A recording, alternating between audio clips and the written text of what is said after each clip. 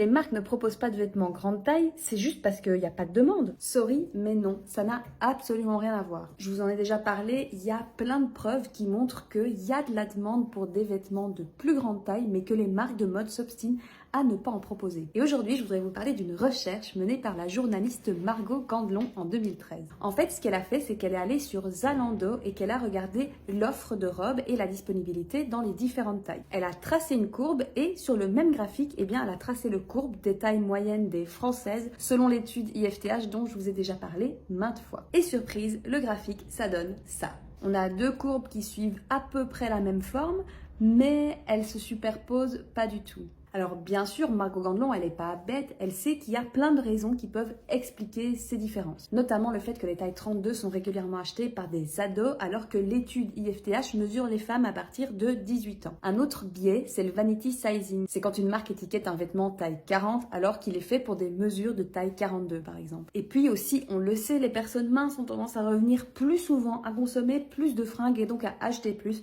Ce serait donc normal qu'il y ait plus d'offres pour elles. Alors oui, tous ces arguments sont complètement valides. Par contre, ce qui n'explique pas, c'est la taille de cet écart. On peut dire ce qu'on veut, si une femme qui fait une taille 60 ne trouve pas de vêtements à sa taille, c'est moins en lien avec le vanity sizing ou les filles qui font une taille 32 que avec la grossophobie des marques. Depuis ce travail de Margot Gandelon, on estime qu'une femme sur 3 ne trouve pas de vêtements à sa taille en magasin. Un tiers des femmes. C'est énorme. Ce qui est un peu dommage parce que cette zone-là que vous voyez, c'est un manque à gagner pour plein de marques. Si plus de marques commençaient à faire des vêtements pour des tailles plus grandes, je suis sûre qu'elles pourraient se faire un paquet de fric. Alors, qu'est-ce qu'on attend pour proposer une mode plus inclusive ?